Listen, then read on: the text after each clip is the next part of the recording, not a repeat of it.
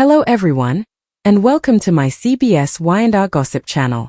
I hope everyone is having a wonderful day. Before we begin, please hit the subscribe button and give this video a thumbs up. The first thing Nick noticed was the smell. Not the familiar cedar and coffee scent of the ranch house, not the clean soap Sharon favored, not even the faint motor oil that always seemed to cling to him no matter how many times he washed his hands. This smell was sharp and antiseptic, crawling into his nose and burning there. It made his head throb. He tried to turn away from it, but his neck wouldn't move.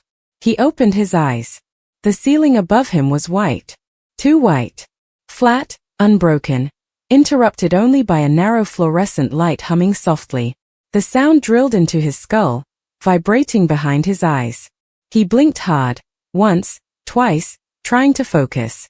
The room swam, then slowly settled. This isn't right, he thought. His arms felt heavy. He tried to lift them and felt resistance. Panic flared in his chest. He looked down. Leather restraints. Dark brown, buckled tight around his wrists. His legs were strapped too, just above the ankles, and something heavy lay across his waist, pinning him to the narrow bed. What the hell? His voice came out hoarse, barely more than a whisper. Memories rushed at him in fragments, sharp and disjointed.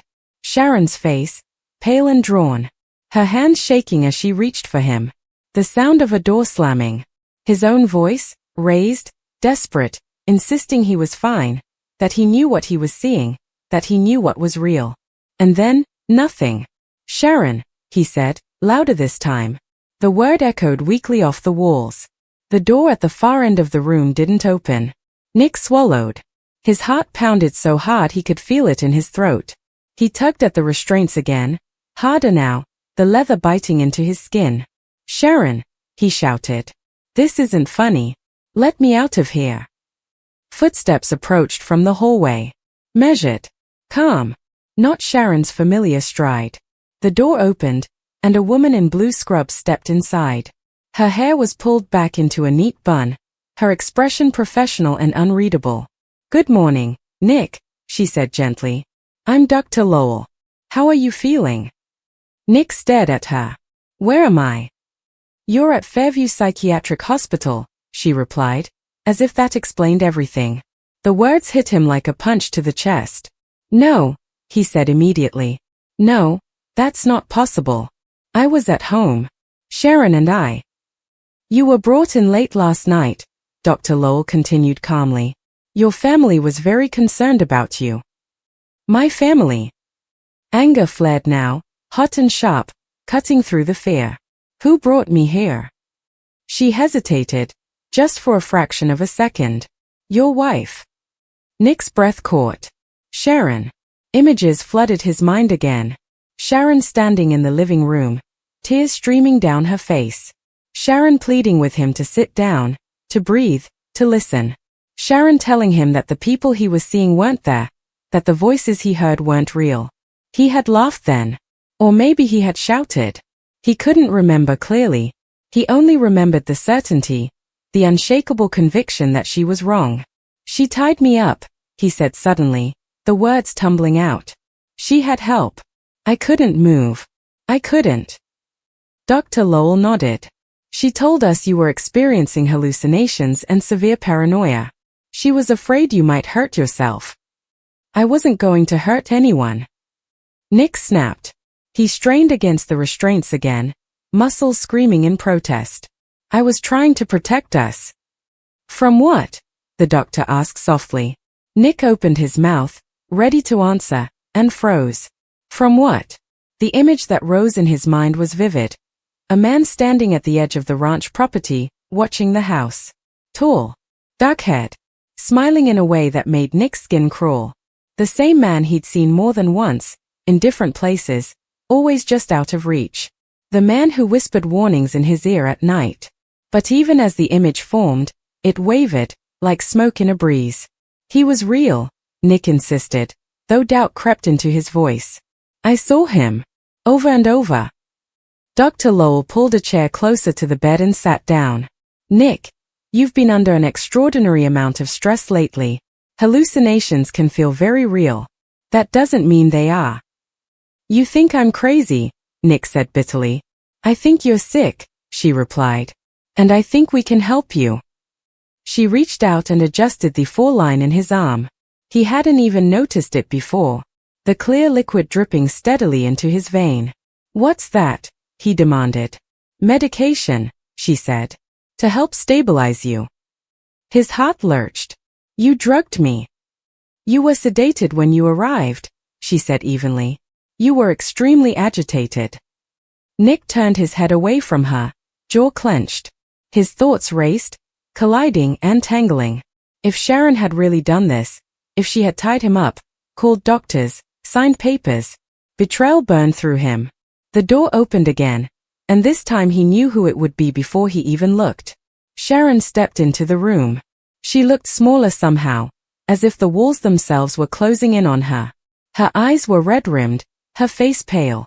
She clasped her hands together in front of her, fingers twisting nervously. Nick, she said softly. He turned his head sharply toward her. How could you? Her lower lip trembled. I didn't know what else to do. You tied me up, he said, his voice rising. You had me dragged here like I was some kind of animal. Tears spilled down her cheeks. You were scaring me, she whispered. You weren't sleeping. You kept saying people were watching us. You were carrying a gun, Nick. I was protecting my family. From something that wasn't there, she cried. Dr. Lowell stood. I'll give you a moment, she said quietly, then left the room, closing the door behind her. Silence fell between them, heavy and suffocating. Nick stared at Sharon, searching her face for some sign that this was all a mistake, some hint of guilt that went beyond fear. You didn't trust me, he said finally. I trusted you enough to try to save you, she replied. Even if it meant you'd hate me for it. He laughed harshly. Congratulations. You succeeded. She flinched as if he'd struck her. I watched you unravel, Sharon continued, her voice breaking. I watched you talk to people who weren't there. I listened to you tell me the walls were listening. I was terrified, Nick. You should have talked to me. I tried, she said. You wouldn't listen. He closed his eyes. For a moment, the room tilted again, shadows creeping at the edges of his vision. He saw the man in the dark-haired stranger's face again, closer now, grinning. Nick sucked in a sharp breath. What's wrong? Sharon asked immediately, stepping closer. Don't, he said quickly. Don't come near me. She froze. You see him, don't you? She asked softly. Right now. Nick said nothing. That was answer enough. Sharon pressed her hand to her mouth, stifling a sob. Please, she whispered. Let them help you. He looked at her then, really looked at her, and saw not an enemy but a woman at the end of her strength. A woman who loved him enough to do the one thing he could never forgive. I don't know what's real anymore, he admitted quietly.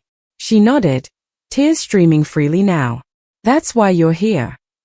The days that followed blurred together. Nick drifted in and out of sleep, his dreams vivid and unsettling. Sometimes he was back at the ranch, sunlight pouring through the windows, everything normal. Sometimes he was trapped in endless hallways, doors slamming shut one by one as he ran. The man with the dark hair appeared often, always just out of reach, always whispering. But gradually, slowly, the whispers faded. The medication dulled the edges of his thoughts, smoothing the sharp spikes of fear and anger. It also dulled everything else. Colors seemed less bright. Sounds felt distant, as if he were underwater. He hated it. Sharon visited every day. At first, he barely spoke to her. He answered questions with clipped words, turned his face away when she cried. But she kept coming, sitting by his bed or across from him in the common room, telling him about faith, about Noah, about the small, ordinary things of life outside these walls. One afternoon, as they sat together in a quiet corner of the ward, Nick finally broke the silence. Do you really think I lost my mind? He asked. Sharon took a deep breath.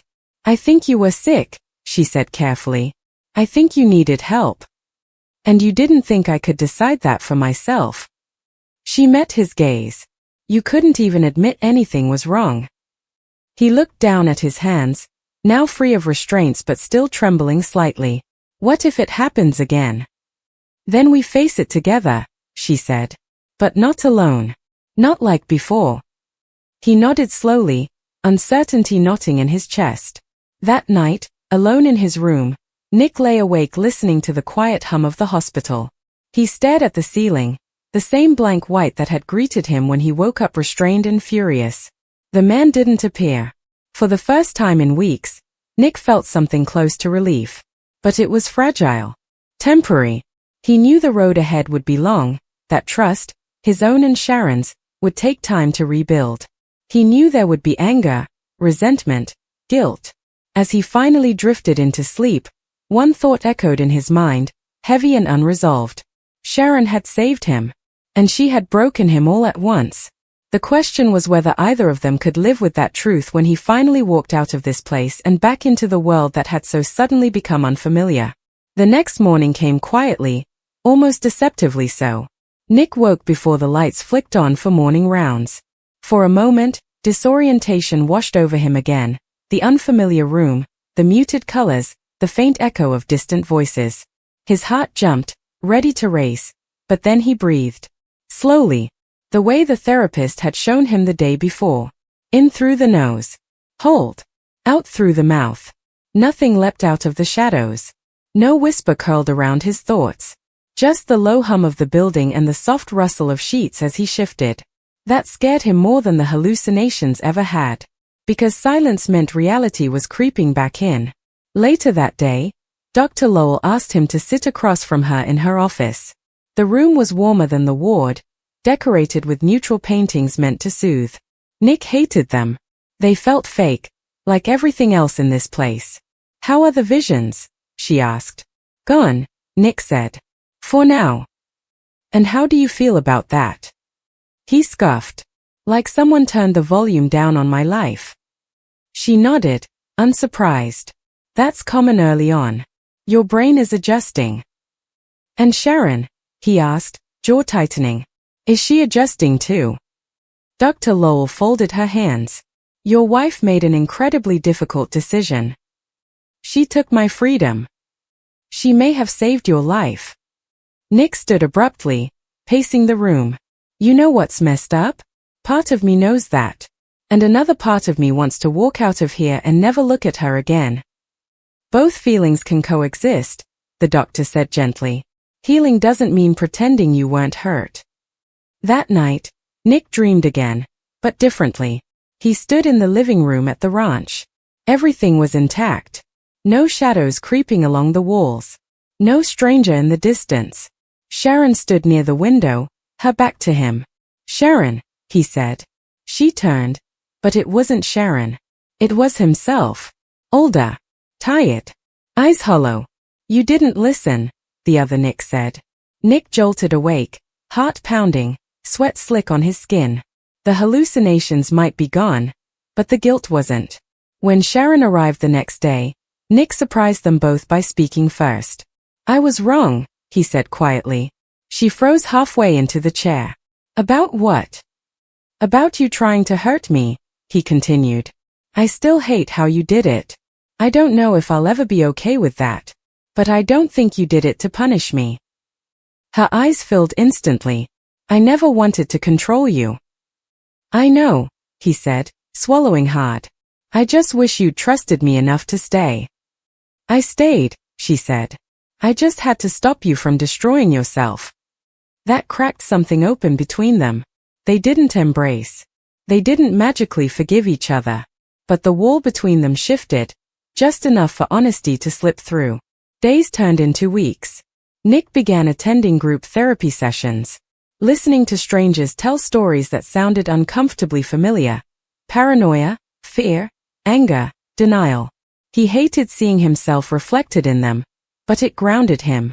Reminded him he wasn't alone, and he wasn't uniquely broken. One afternoon, he overheard two nurses talking in the hallway. His wife really loves him, one said. Most people disappear after the first week.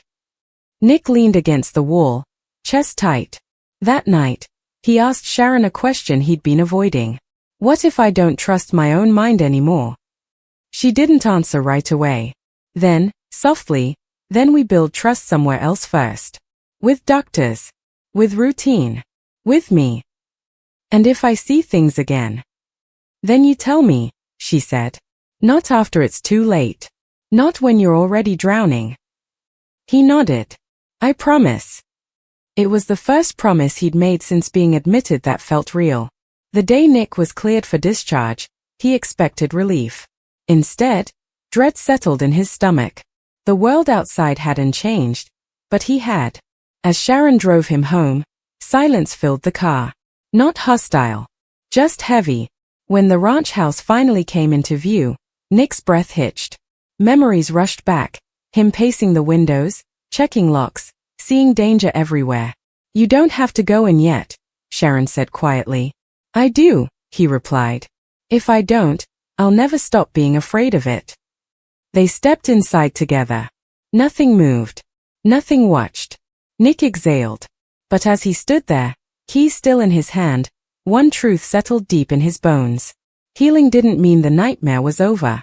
It meant learning how to live with the possibility that it could return, and choosing, every day, not to let fear be the thing that tied him up again.